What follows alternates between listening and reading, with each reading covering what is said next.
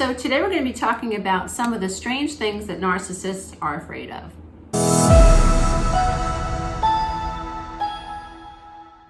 So a narcissist is somebody who has an exaggerated sense of self. They could even make up stories about who they are, why they're so important. They tend to name drop, and what they really want is they want for other people to see them as special.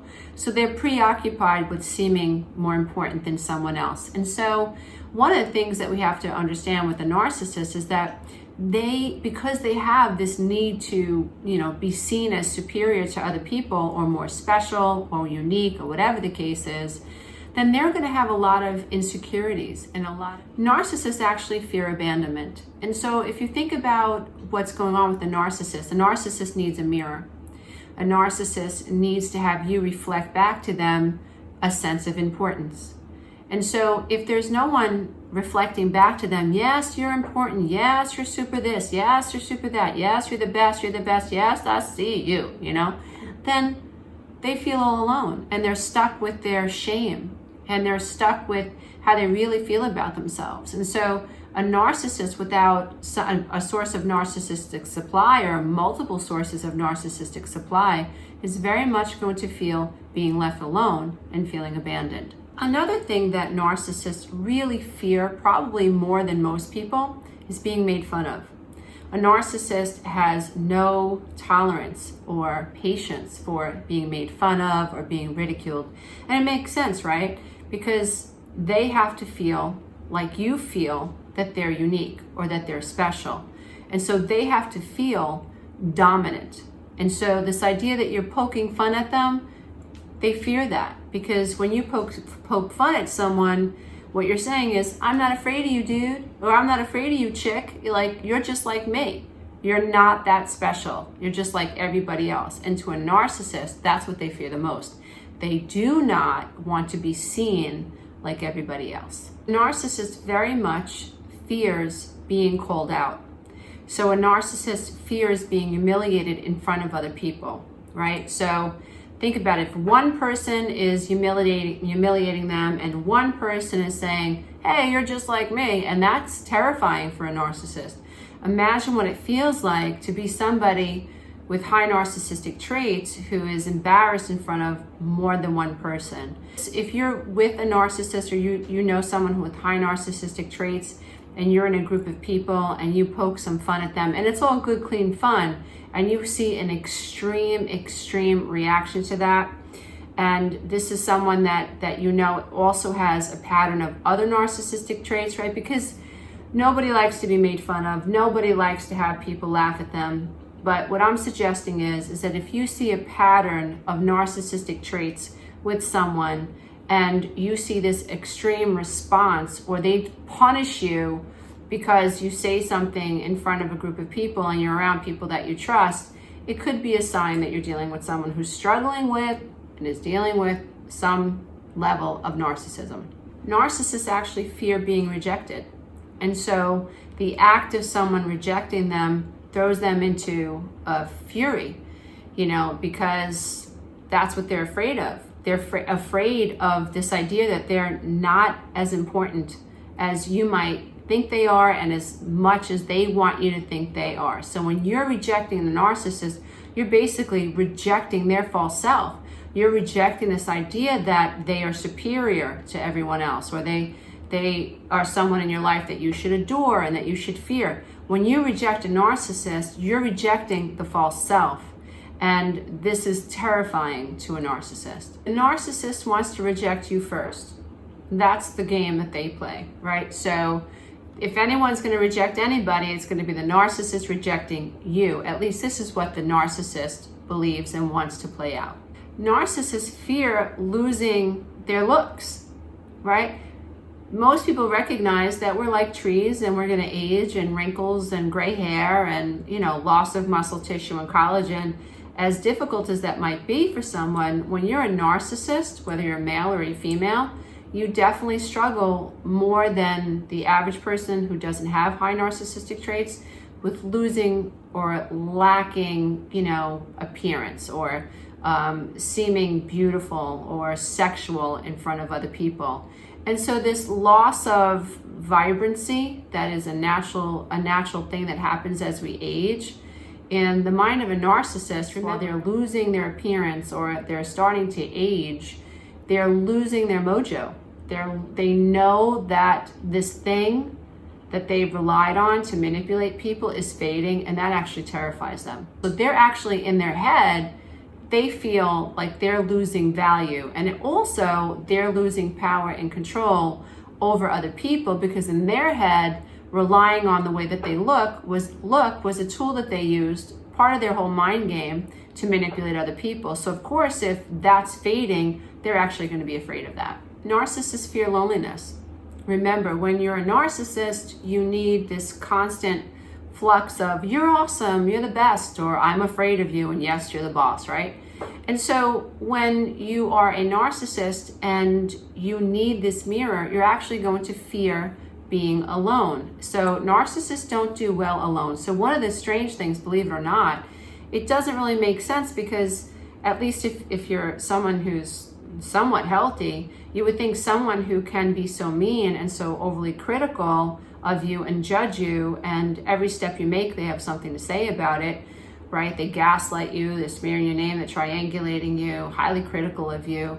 They're poking holes in the way that you think. They poke holes in your logic. You know, they want you to feel insecure about yourself. You would think, this person hates me. Like, this person doesn't like to be around people. They must want to be alone. But au contraire, they actually fear being alone. Narcissist fears boundaries. And so, you know, when you're dealing with a narcissistic person, you know, they don't want you to call them out. And so they want you to stay compliant.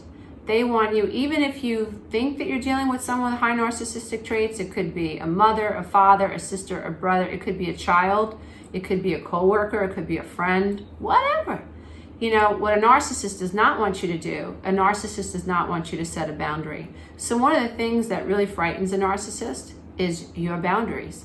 Healthy people want you to love yourself, and healthy people want you to grow. They want you to expand in love and light of yourself.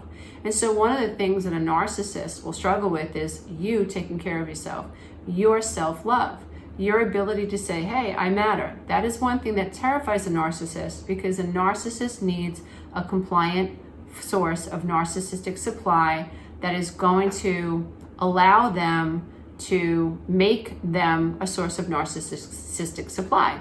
And so your self-love will actually threaten the narcissist's supply. So that's one of the things the narcissist is afraid of, you loving yourself. Another thing that someone with high narcissistic traits will really be afraid of is people coming together and talking about them, like comparing notes. So let's say you have a friend who you think is on the narcissistic spectrum, and you're just getting like tired, and you're not afraid of her anymore or him anymore, and you're just like done, you know, you start to pull away. The narcissist is going to be afraid of you pulling away, number one.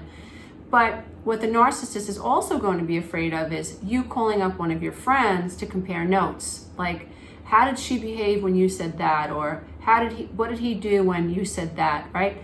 So a narcissist who has abused, let's say, a partner is terrified that if you walk away, or even if you're still in a relationship, they're terrified that you might compare notes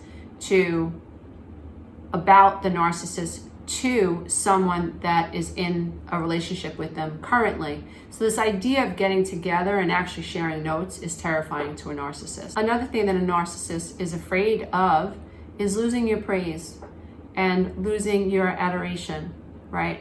So it is sustenance for a narcissist. I've seen this more than once in my life, where the spouse that has the narcissistic traits absolutely thrives on the partner who is acquiescing, the partner who is fawning, the partner who's always saying, yes, I'm wrong, yes, you're right. You know, they need their partners or whoever it is that they've deemed their whipping post to acquiesce to them. So one of the things that a narcissist is really afraid of is them seeing you more like their equal, which means that you're not praising them anymore.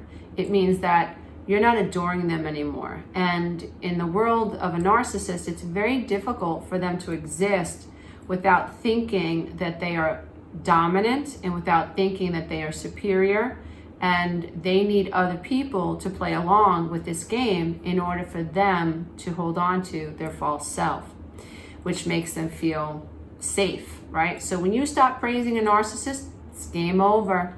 It's like it does not compute. So those are some of the things, the weird things that narcissists are actually afraid of. One of the things that we want to remember when we're dealing with a narcissist is we're dealing with somebody who is fractured and who does not have a healthy sense of self and who relies on this false image to protect them, right? So they're hiding behind this mask. So when you're dealing with someone with high narcissistic traits, it's remember that you're dealing with someone who has tremendous fears. And if you don't have to poke the bear, my suggestion is don't poke the bear. Try not to get on their radar. If you combat a narcissist head on, they will go into a rage, they will go into a fury until you're crying uncle. It's just not worth it. And then in other situations, we're dealing with people with high narcissistic traits that can actually be dangerous. And that's when, we really have to be very, very careful when we're dealing with someone who can go to that level. And in that situation, it takes some planning. You need an exit strategy. Recognize when you're dealing with someone who has high narcissistic traits, even though they come out swinging, and even though they can be highly reactive, and even though they can say some of the most difficult things that anyone could ever hear, like really, really horrible things, it's important that you realize you're dealing with someone who has tremendous fears. Namaste, everybody. My name is Romano. I'm the Breakthrough Life Coach and best-selling author and creator of the 12-week Breakthrough Coaching Program. If you'd like to listen to one of my books for free, all you have to do is click one of the links in the description box, and you'll be taken to a website that will allow you to listen to one of my books for free. If you'd like to purchase one of my books, you can go to my website, and you can just go to Amazon or BarnesandNoble.com to do that. If you're interested in healing from codependency and interested in healing from narcissistic abuse, if you came from a narcissistic home, if you came from a codependent home, and you recognize that you don't have the life skills to heal the subconscious programs that are keeping you stuck and causing you to recycle the trauma from the past, the 12-week Breakthrough Coaching Program is for you. Join me every week for a live group call where I answer your questions live. And if you'd like to jump into a program right now and dive into codependency classes, dive into classes about narcissistic abuse. If you're interested in a Facebook community of people who are going through what you're going through, you can join the Breakthrough Warrior membership site. There's actually a link in the description box where you can join at 50% off. Namaste, everybody. Until next time, be careful out there. Bye for now. If you love this content, check out the next video and don't forget to click the link below so you can take the codependency quiz. Narcissist is like a Venus flytrap, and one of the most daunting tools that they use is the sob story.